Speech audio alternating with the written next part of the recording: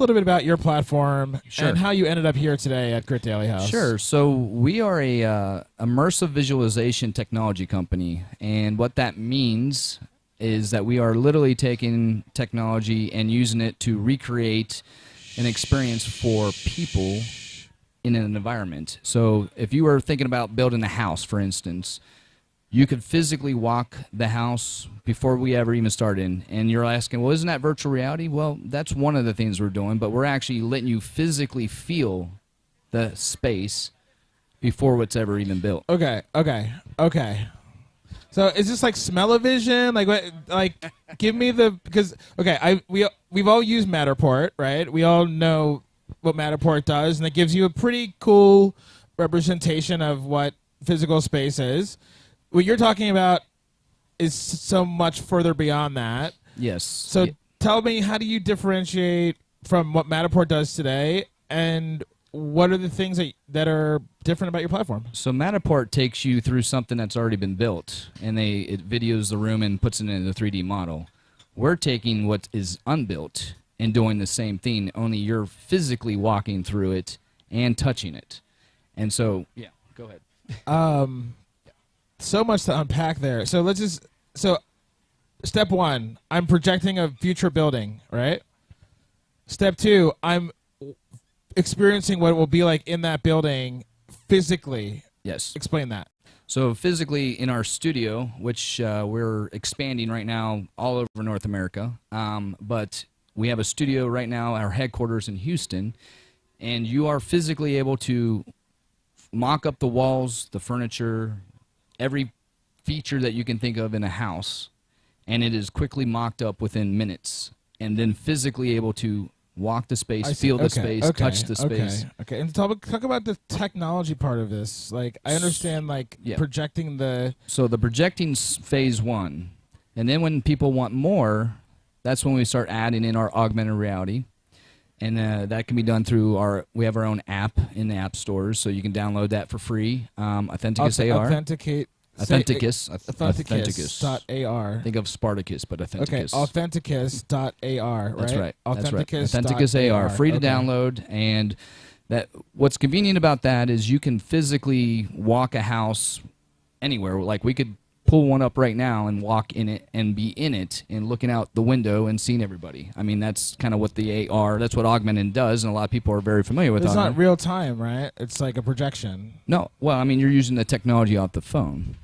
But if you want more, that's when we start. That's when we start getting. Do you want more?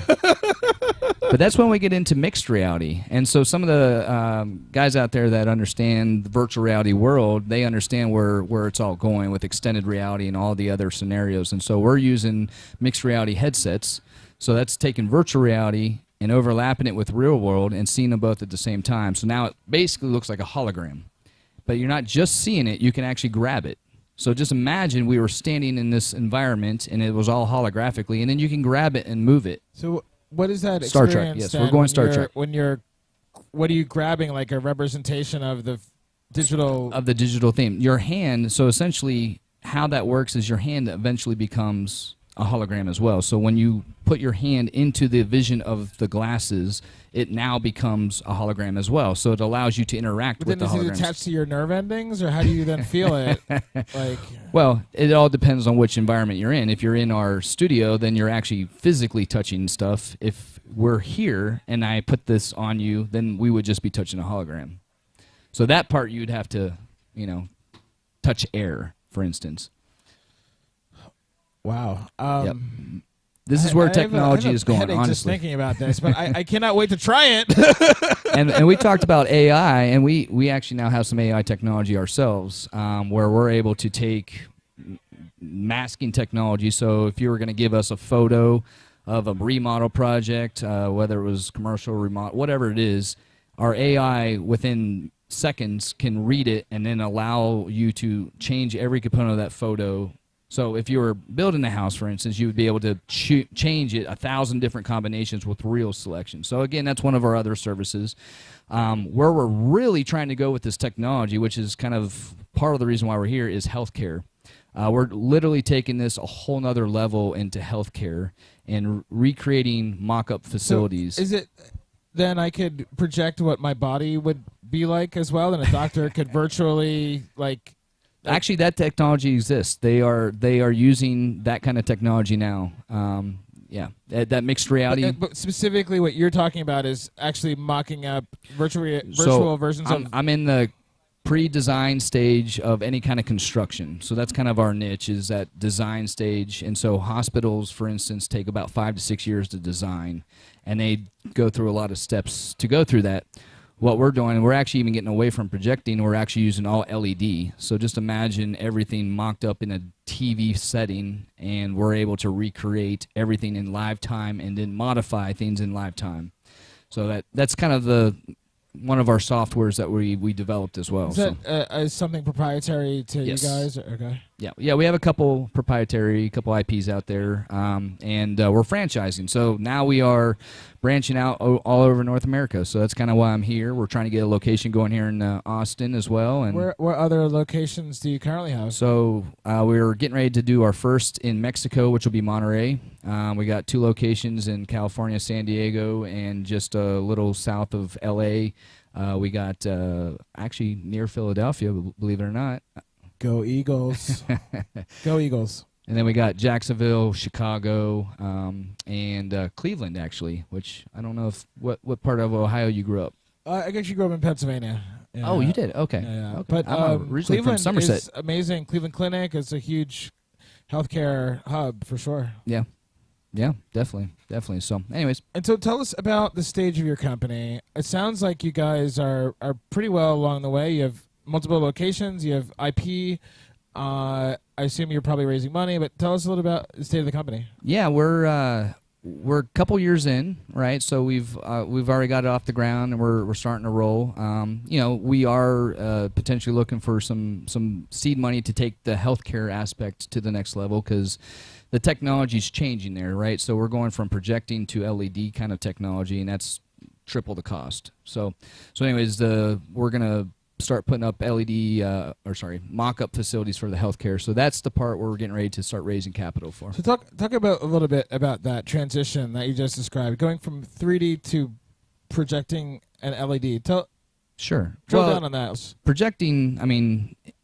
Projecting technology is amazing these days. I mean, you're literally taking multiple projectors, and in our studio, for instance, we have an 8,000 square foot studio. Okay, so just imagine projecting one image on 8,000 square feet, right? But projector technology can do that now, and it's all about edge blending and all the different technologies. Now, I'm not saying that we didn't create the technology for the projectors, but our software integrates with that. And so, anyways, so we're able to essentially, and we're out of Houston, so mind you, I'm going to say the Astros here, but we were able to have an event where we had the floor as the baseball field, like we were all sitting at Minute Maid Park, and we had a 20-foot by 60-foot projecting screen, one image, of the game live. So we watched the World Series as if it was literally live. So the projecting technology out there is amazing, and there's a lot of different things that you can do with it.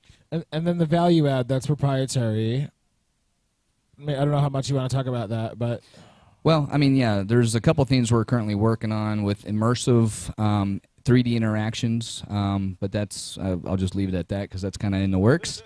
But essentially, we are getting into the vault. Into the immersive technology, which, as some of you might have seen, the projecting technology where kids are stomping on the ground and the images interact with that. So that, again, that technology is out there. It's just a matter of how you integrate it. So we decided to use a lot of that different technology for construction purposes. So we are fully in the architect, designer, construction phase. So. No, what's the best way for folks to learn more about what you guys are building? How can I find you? Yeah, we're everywhere. We're on social media. We have our website, authenticusservices.com. Come see me after the show. We got cards. Speaking with Grit Daily here, they're a great company that we're going to be looking to get some local PR and get more of our name out there. That's our stage now. We're trying to get our name known. So great company. That's why we're here, and that's why we want to represent them as much as they can help us. So love it. Well, thank you so much for your time today, brother. Appreciate it. Thanks, guys. Jordan.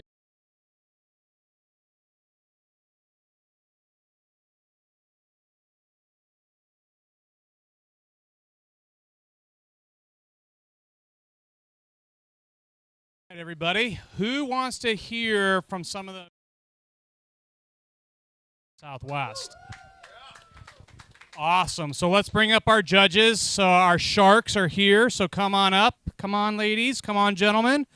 Come have a seat. And we will take a brief intro for each one of you. So I'll start with myself. My name is Erock Christopher. I'm the CEO of this famous media group. We have invested in various types of companies, what I like to say from IRL to URL, and excited to be here today. And I'm going to turn it over to the lifestyle investor to start us off. My name's Justin. Check. My name's Justin Donald, founder and author of The Lifestyle Investor. Wrote a book kind of outlining my criteria to cash flow investing and living life on your terms. So my goal is to really teach people you can do it differently than what our conventional financial institutions say and want you to do with their money. Hello, everyone. My name is S.O.C. Gadara. I'm one of the co-founders of Black Women Talk Tech.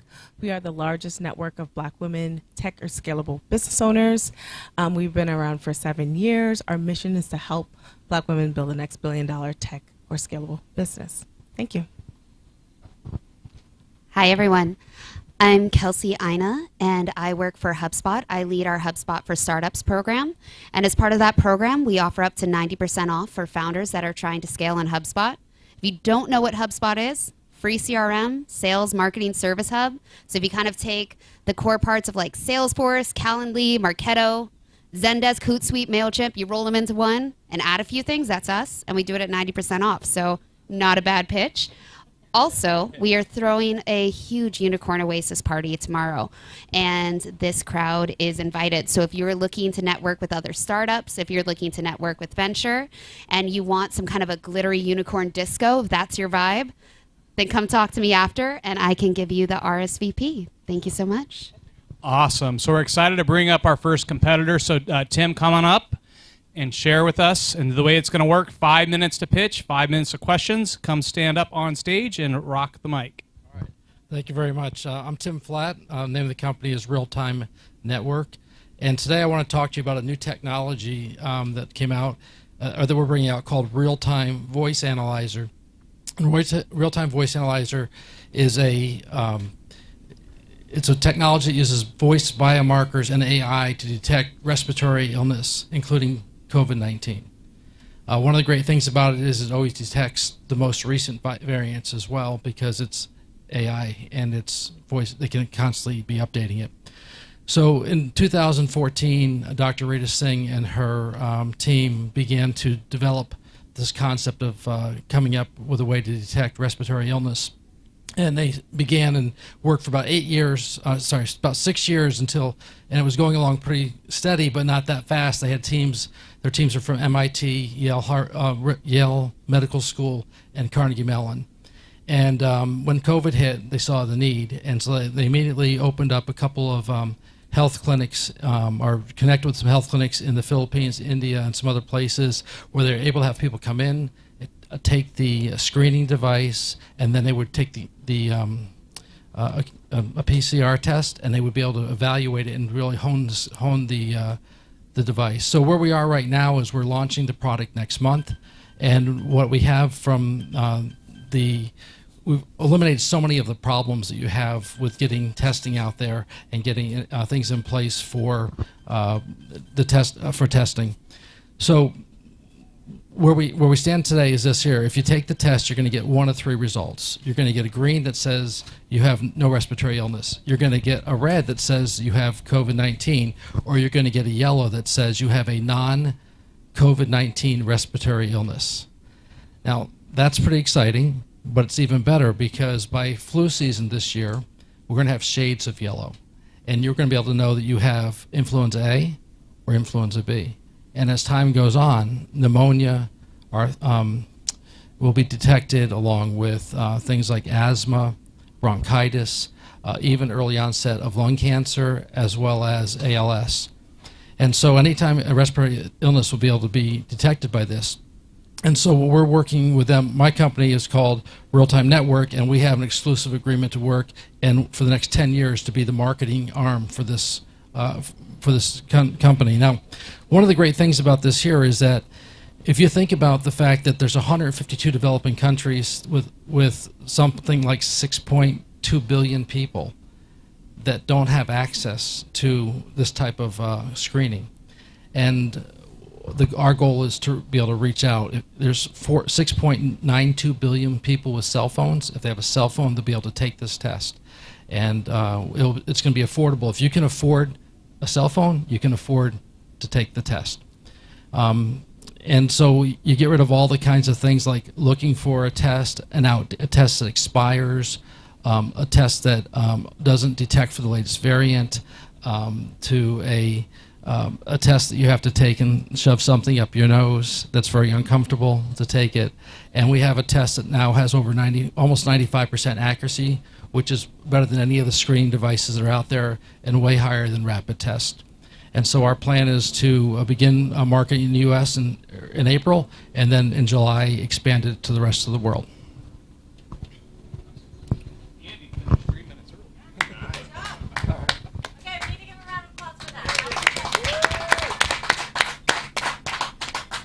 So thank you so much, first of all. This sounds very exciting and very timely.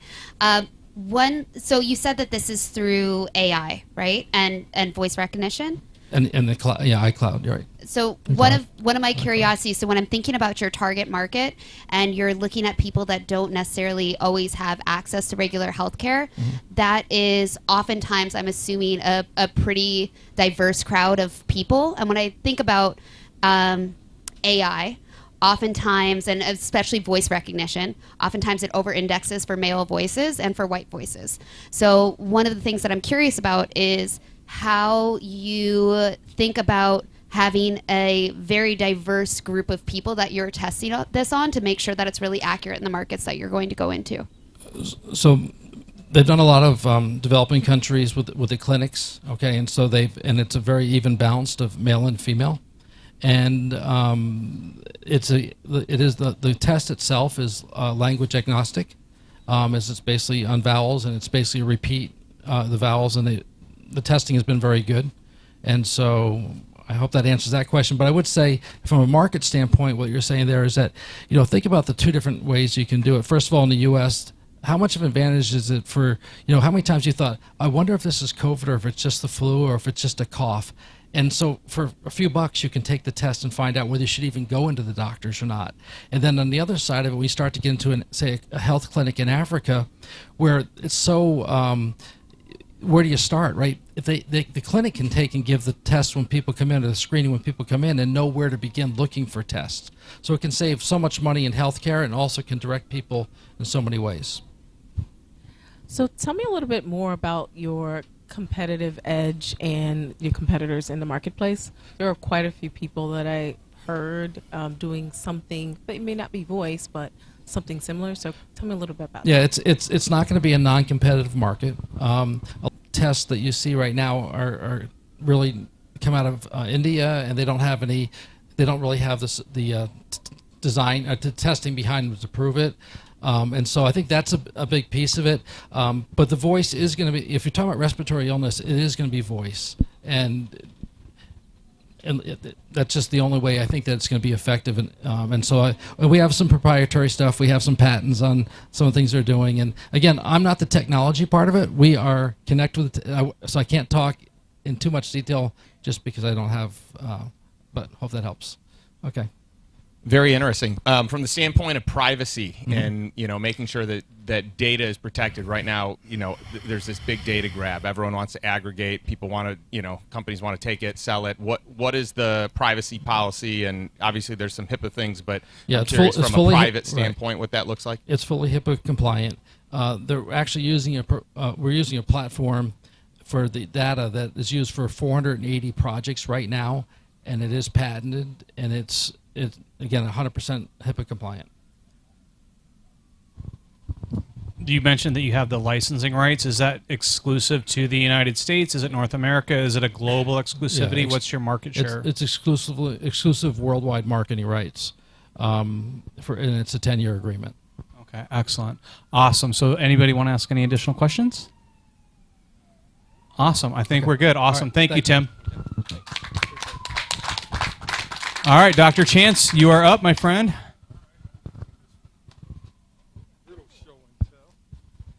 All right. Good afternoon, everybody. My name's Chance Glenn. In my day job, I'm a professor and an engineer, but I love to create, love to innovate, and anybody who knows me knows that I really love Star Trek. And I am guided by technologies that were there and trying to create those things. And one of the things that's a really popular one is something called a replicator, where you tell it what to make and it can make it. Well, I'm an electrical engineer, as I stated, and one of the things I wanted to know was how could you 3D print electronic devices that actually work when you take it out? And knowing that there were 6 materials that you had to have, we figured out how to do that and actually gathered up over $1 million in SBIR, STTR funding to go through several rounds of development and prototyping to the point where now we have our product, which is the Electronic Alchemy eForge. And this 3D printer, and we're at the point now where we're ready to manufacture and put it to market. That's where we are at. This printer will print up to 8 different materials simultaneously. And the materials that you need to print electronics are conductive materials, capacitive materials, resistive materials, N-type, P-type, semiconductors, and capacitive materials. We can print all of that and actually more. So we have, you may be aware that the 3D printer market at right now in 2022 is about 16.7 billion, and it's growing at 23%. And these are primarily FDM printers, which print plastic devices. Well, we're taking, giant leaps ahead there, because not only printing conductive things, but all the others that I mentioned. So we're printing devices like sensors. I could show you things. We have some slide decks that could show you all of the different devices that we've been able to print. And NASA is very, very interested in this technology. That's why they funded it through the SBIR program, because they're looking at ways to produce specialized pieces of equipment on site, on mission, in space, orbiting planets, out on the moon, Mars, wherever we may be lucky enough to go. And that's their interest. But what we were able to do, and this is part of our intellectual property, we just had a full patent that issued in April of last year. And it encompasses the materials, it encompasses the process for printing, and it encompasses the software that you use to manipulate and control the printer. And we all own that, and we've had a very successful Kickstarter campaign, which we sold out in 2 days. And so now we're at the point, we've gone through a couple of iterations, and actually, if you might indulge me, I want to show you fresh off the presses the latest version that is ready to be manufactured. And so our cost for manufacturing, and it's dependent on the quantity, but it's around $1,500 to $1,800. Now, a competitive 3D printer out there now is called the Ultimaker S3. Now, this only prints plastic. It has 2 nozzles. It has the same print speed, print volume that we have, but we can do all these other things. It retails for $5,500. Our price point would be around $5,500 or so. And our entry will be educational institutions first. For two reasons. One, that there's a early entry there that's very kind of a soft market. Everybody has maker spaces. There's over 100,000 K through 12 and college universities in this whole country. And that doesn't count around the world. So we have a really good market for learning, which will also allow us to get the creative element. They will create devices that can be passed around through our portal so that people can share and learn and do better. And then the next step would be research institutions, businesses, and then the general public. So that's our plan. We're ready to go. We need capital to do that manufacturing and get it out to market. Awesome. Thank you. All right. Yeah, that's amazing. Question for you, based on having contracts with NASA or any let's call it a government agency, defense contractor, whoever it might be. There are hoops that you've got to jump through, specifications you've got to meet. You have so much. I'm curious where you are in that process. Oh, well, we've completed those contracts, and as a matter of fact, even if you search on them, we've gone through and had excellent marks on the completion. That's where our prototypes came from. So the STTR SBR process is phase 1, phase 2, and phase 3. We've had all of those phases. We've completed those phases, and we've met the requirements. And for NASA, which is very strenuous, we met that, and they're very excited about what we've done. So yes. Tell me a little bit about your team and how you plan to grow in the next 2 years. Right. Well, right now we have a lean team, and I think the important parts now would be business development, marketing, and ability to do e-commerce, because that's going to be the initial way to launch. And we have a manufacturing process that each machine would take about 3 to 4 weeks to complete. So it will be a order on demand model until we're able to hold more and more inventory. So our team is lean. We need some of the capital to fill out the kind of team to do the business of this, now that we've kind of nailed the science and the engineering and the technical sides. Okay. Very compelling pitch. Thank you. I think you have some real differentiating factors, especially when it comes to price and being able to print in so many different materials. That's very exciting. Yes. One question around your plan to go to market.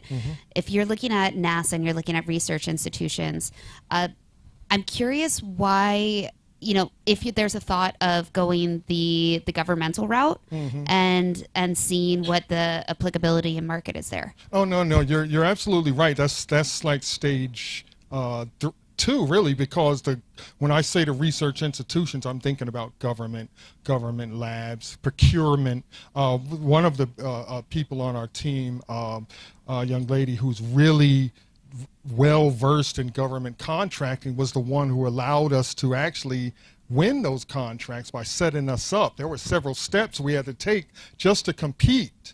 And but now that we are an official vendor for NASA, we're official vendor for DOD. And so that is a viable place. But the schools, almost every school now has maker spaces with 10, 15 different 3D printers like the one I mentioned that they have. This one would be exciting for them. And the thing is that our printer will print everything that theirs can and everything that we can that they can't. And so at a price that is competitive to do all of it. So I'd love to ask one more question. On the back of the question that you asked a little question about how your team is expanding. I'd like to know a little bit more about who's currently on your team. Well, there's myself. Then I have a government relations person who's actually listening online, I'm pretty sure. There's 5 people. There's a co-inventor who's also an engineer as well. There's the government business person, business development person I mentioned, and then there's administrative staff. So we've got lean 5-person team. Is the play in the go-to-market strategy then trying to go to like educational places and like a B2B play, or is the play to be like a B2C? You're going to be able to print these things at like, I don't know, at a competitive price that you're going to disrupt and knock out Dell? Like, no, definitely not.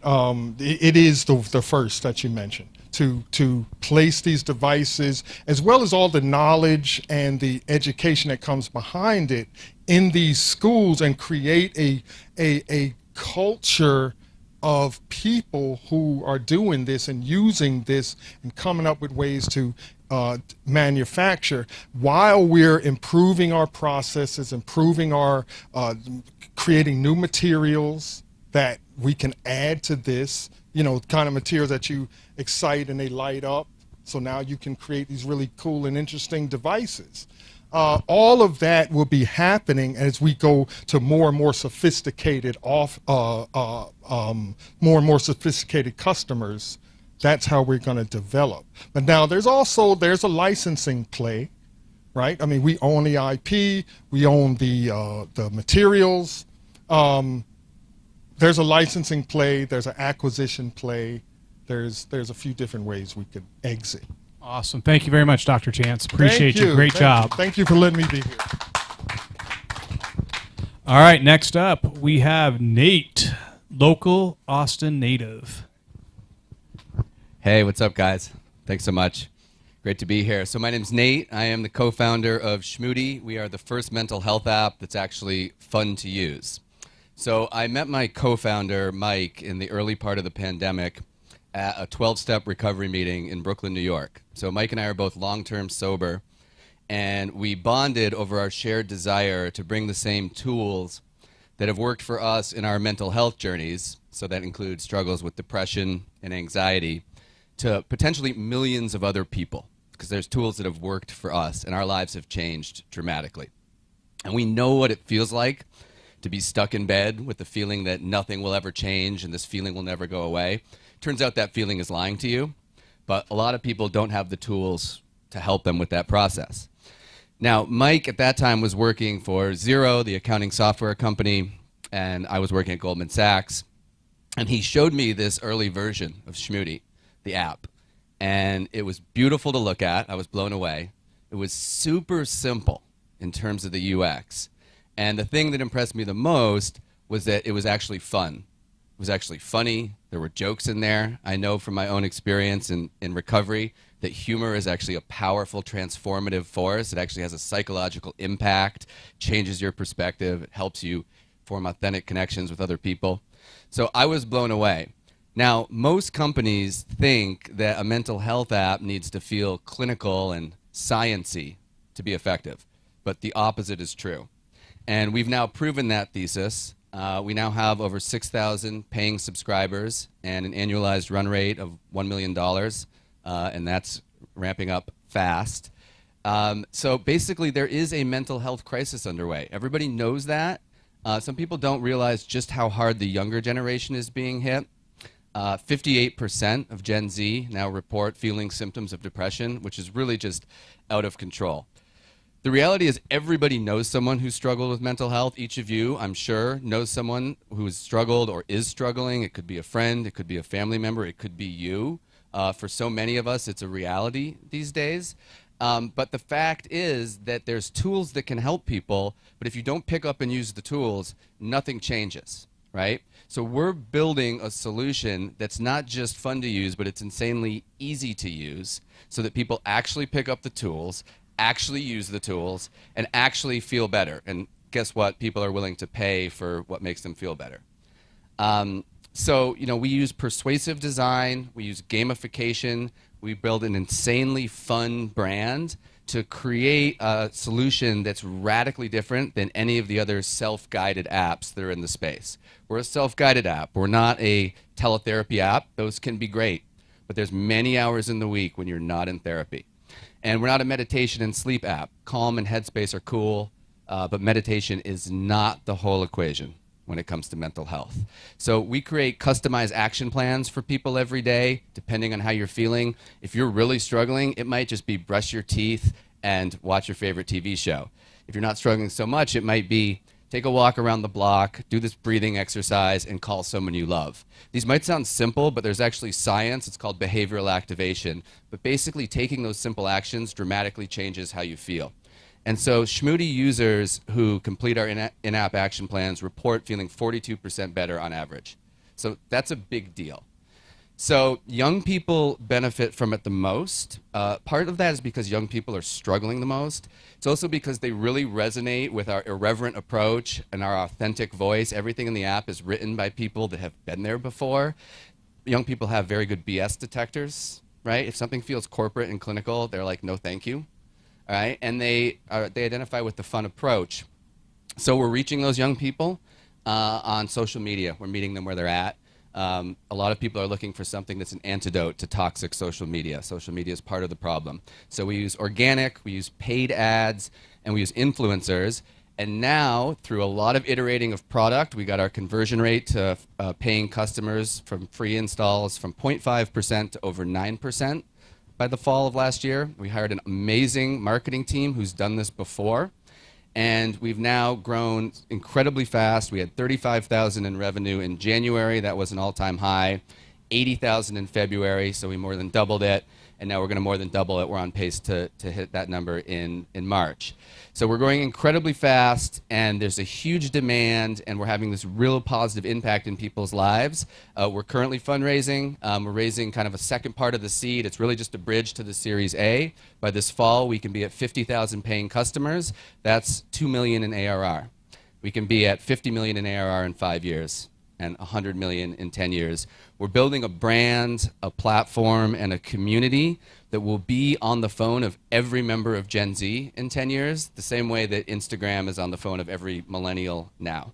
So it's super exciting, and we invite you to join us on this journey. Thanks so much. Love what you're doing. It's incredible. Thank you. I'm curious what you're doing to mitigate any risk from the standpoint of you're not giving medical advice, but you are, you know, kind of threading this needle, right, of let me help you, let me, you know, diagnose, for lack of a better word, you know, what you can do. And I realize some of what you're saying can easily not be misconstrued, but there's always that liability factor. So how do you protect against that? Yeah, no, and that's a really good question. And we make sure, we're very intentional about this in the messaging of the app, at the onboarding, and in the resources section of the app to make it very clear to people that we're not diagnosing any condition, we're not providing medical treatment, and we're not a crisis resource. We make it clear to people we are a helpful tool to help you connect with other people. I didn't even mention our awesome anonymized community section, which is super fun. And we're giving you helpful suggestions. And we make sure it's clear that people understand that, because the app is not intended as a crisis resource. It's not intended as an intervention. And we do have a very helpful resources section where we point people to those resources if they are really struggling, because we're not the end-all be-all of the solution here. We're just an important piece in helping people build positive daily habits. Yeah. I'm curious about, really great pitch. Thank you. I'm really curious about, like, where do you see this? So it looks like you're focusing on Gen Z. That's correct. Younger millennials also love us, but okay, yeah. Okay. And how do you see this kind of expanding? What's your kind of game plan? Yeah, so right now, I mean, our consumer, you know, we're a consumer app, and we're just taking off in terms of new subscribers. So in January, we added 1,000, 2,000 in February. We're on pace to add 4,000. So there's a huge segment of younger millennials and Gen Z that we haven't reached yet, and we have the growth team in place, plus the unit economics to reach those folks. But a really awesome thing happened just the other day. Someone from a major university in Texas reached out unprompted. So we've been building a plan to go to universities. We've just been so busy building the consumer part of the app that we haven't done so yet. And they said, we absolutely love the app. We have 3 mental health apps that we use on campus, and nobody uses them because they feel like you're sitting in a doctor's office. They don't feel relatable to the students. And we said, thank you. We'd love to talk to you. Let us put together a proposal. We're talking to them actively. This is going to open the door.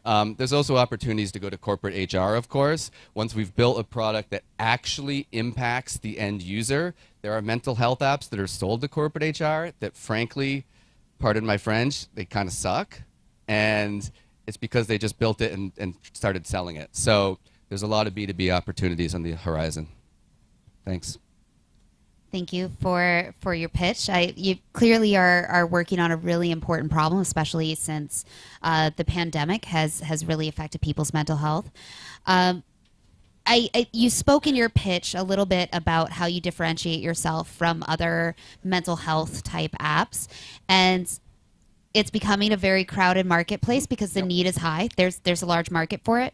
What I'm curious about is, outside of being entertaining, feeling authentic, what do you see as your unique competitive advantage that you can maintain in this market? Well, the biggest thing is the brand. Like, we're building a brand, and it's one reason why we're growing so quickly, because we want to get out there in front of people and become a trusted brand. There's all sorts of positive impacts to that, right? Building brand equity over time, of course, increases your pricing power. Of course, it increases word of mouth. Of course, your K factor goes up. So we're hyper focused on building that brand and becoming the trusted brand, the #1 brand in the space. But there are other cool things too. Right now, all the tools that we're providing people are not anything that's like scientific breakthroughs. It's that we're giving people their vegetables in a way that they want to eat. That's the difference, right? Persuasive design, there's a science behind that. That's what we're using. But we are working on predictive mental health technology. There's very cool AI that exists, and we have a partner that we're actively working on basically being able to use the Apple Health Kit API to predict when people are going to have an anxiety episode or a depressive episode, and change our recommendations and suggestions accordingly. So that's the cutting edge. And it's super exciting. It's predictive mental health technology, and that's what we're working on. That'll further differentiate us. But to answer your question, right now, it's really becoming the leading brand. And we're having a lot of success with that with young people. 250,000 installs, 50,000 monthly active users. Siri didn't understand, but hopefully you did. No, that was very helpful. Thanks. Thank you. I'll ask one quick question. You're at a stage where you're getting client acquisition. Have you have any metrics on what the retention rate is like? Because one of the challenges, hey, you got the conversion rate to 9%. Yep. What's the churn rate? How are you going to measure that? Are you already accounting for that? Yeah, so 95% of our subscriptions are annual, so we won't have the full churn rate there until the year, and we only introduced paid subscriptions midway through last year. In this space, though, the mobile app space, the important thing is to get an LTV to CAC ratio where you're bringing in immediately an LTV more than CAC. And that's what we're doing now. And then your renewals down the road, which honestly a good benchmark is like 25%. It's different than like an enterprise model, but that's all driving long-term profitability. But right now our unit economics are immediately profitable. After the 7-day trial, we realize that immediate LTV. So that enables us to scale very quickly. Yeah, and it's more of a comment than anything. So a lot of people don't know the wealth transfer that's going to take place with millennials, and I want to encourage you to group them in, inside your pitch, because I think the greatest amount of money that investors, I've been investing for 25 years and 15 years in alternative investments, and $76 trillion is going to move from baby boomers to millennials. And if you follow the trends of what millennials are doing, that's where there's going to be huge opportunity. And this is a trend that has taken hold with that group. No, that's a really good point, and I know we're out of time, but yeah, the younger millennials are our kind of best customers right now because they do have purchasing power, and that's only going to increase. Gen Z is also just coming into purchasing power. And by the way, 76 trillion in dollars, like that's the wealth of China. Like, it's an incredible, it's the greatest wealth transfer that's ever happened in the history of the world. Great. Thanks so much. Awesome advice. All right, and now to wrap up, our last competitor, none other than Henry. What's up? How you doing? Hey, Rock. Thank you, guys. Amazing 4 companies, or 3, plus yours. Amazing. So I'm Henry, CEO and founder of Gane, or Gain, Gain.com, G-A-N-E. I'm so proud of the domain name, Gane.com. So it's, that's it. No, it's so it's a cell phone service, like with a SIM card. Or eSIM, users get free service. They insert their SIM card, download an app, interact with content like education. It has a wallet to interact with a wallet, sponsored content, earn token, and then they can swap the token for free service. They don't have to pay anymore. So that's amazing for the prepaid segment of the world. And 80% of developing countries are prepaid. Like a guy in Mexico who's married, both of them work, they both make money, they're 80% of the population, and they all have a same problem. They don't have financial inclusion, they don't have education. And the common thread is they all have prepaid service. They have to go recharge in a store. They hate it. And they're unbanked. So with Gane is free. They insert their SIM card. Now they have a wallet too. It's not only a free service, but it has a wallet. Now they can do mobile payments, receive remittances, which really help these people. In the United States, where we're going to launch next, we already launched in Mexico, 30% of the consumers are prepaid as well here. So in Mexico, we launched on beta last August, September. We've been growing organically, really as fast as we want. We have over 12,000 users. During this beta thing, we've changed 35 versions, only 35 versions of the app. So it's been an amazing ride. We're going to launch for real now at the end of this month, beginning of April, in Mexico, and we expect to grow exponentially. We closed our pre-seed round last year, where we had amazing investors like Jump Capital, Big Brain, the Cello founders, a few more, and now we are launching this second seed round. We're raising $5 million. I think I just found a lead investor. I don't want to, but you know, I've invested a lot of my money in the company. The team and I have worked before. We were the first internet service provider of the country of Colombia back in 1995, when I have more hair than E-Rock. And back then, and a lot of we sold that company 10 years later to Bell South. We had over 1,000 employees. If you ever go to Colombia and you connect to the internet, you will go through some of the fiber that I installed and the NAP and a bunch of other things. The same team works with me now. They have followed me like idiots. No, I'm just joking. They have followed me through other businesses. And for my COO, who is my co-founder, she has worked with me since 1999, etc. They're all amazing. We already have the service. It's a cell phone service. It's not an app. So we're like, all licensed, and it's, we have a call center. We have to get coverage in the whole country. Companies like Deutsche Telekom, AT&T, T-Mobile belongs to Deutsche.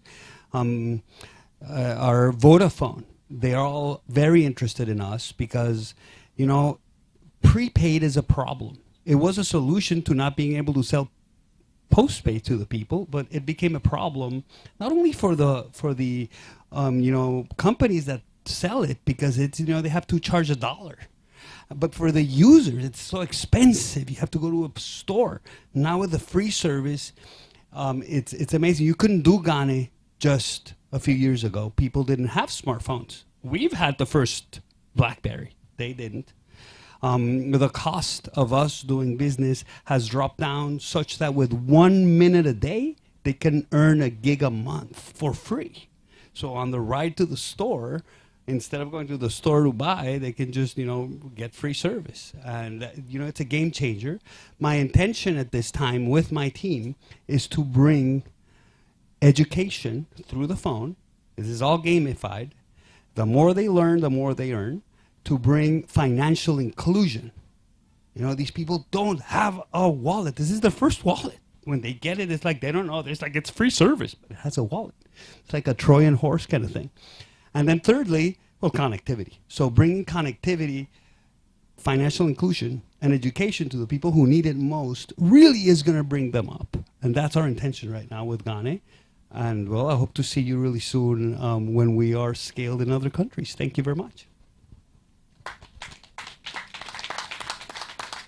amazing. I've got family that's lived in Colombia for a long time. I'm sure we've used your services over the years.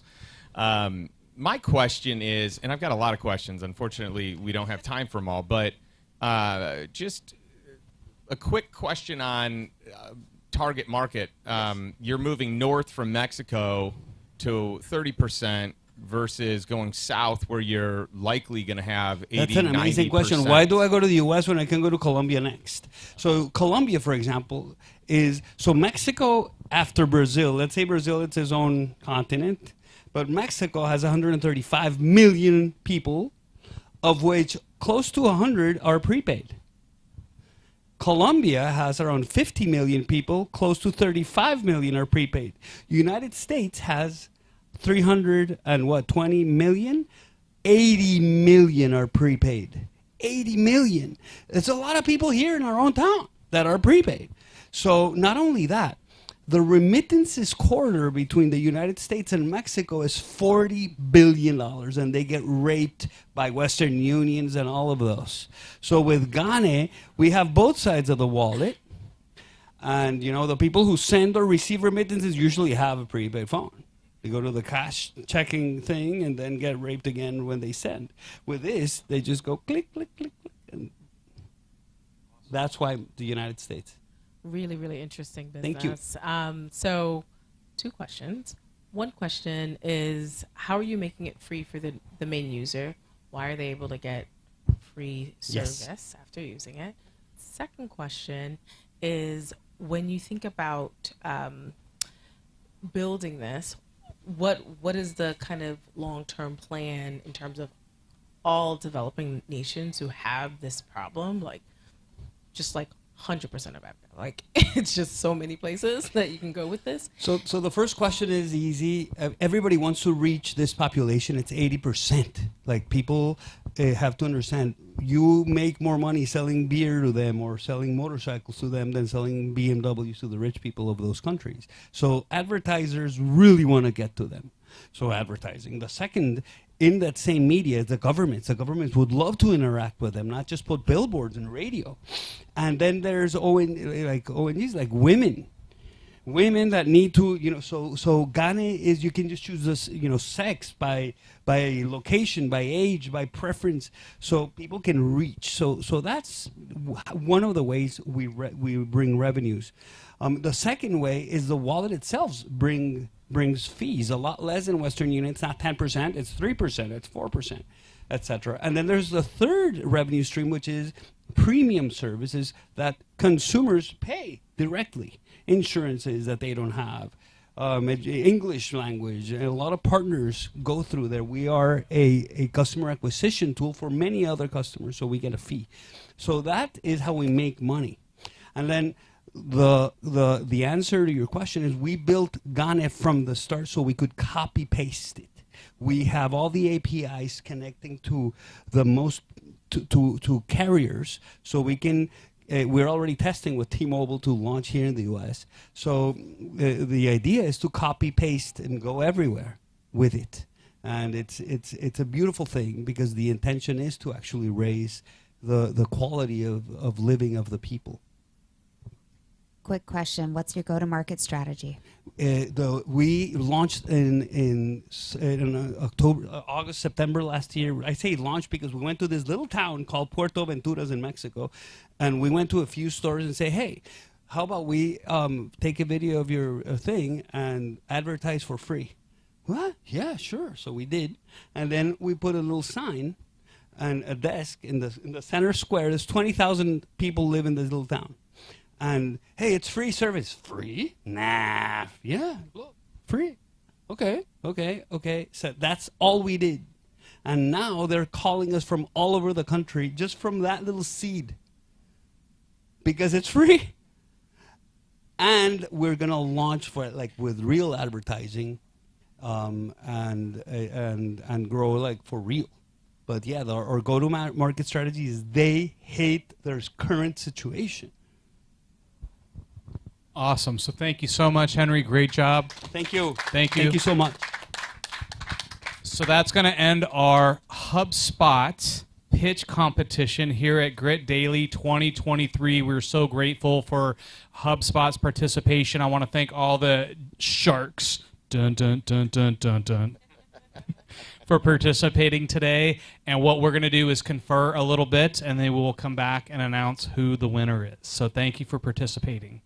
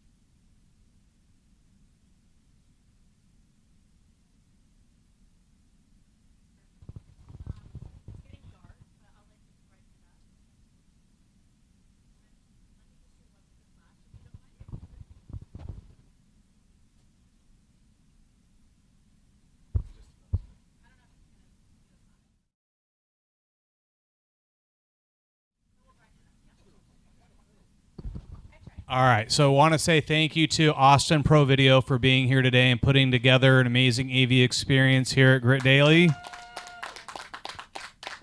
Want to thank Jordan French for hosting us here today. And so it was like a very, very like kind of cutthroat conversation. There was like some like punches were almost thrown. Everybody had to back off. Like, here's my favorite. Yeah, she's wow. And so super tight, but we're going to make the decision that the recipient of the South by Southwest 2023 HubSpot Pitch Competition is none other than Dr. Chance. So congratulations. Come on up. Congratulations. Let's get a photo with this. Thank you all. Why don't you hop in the center? I'm always thankful.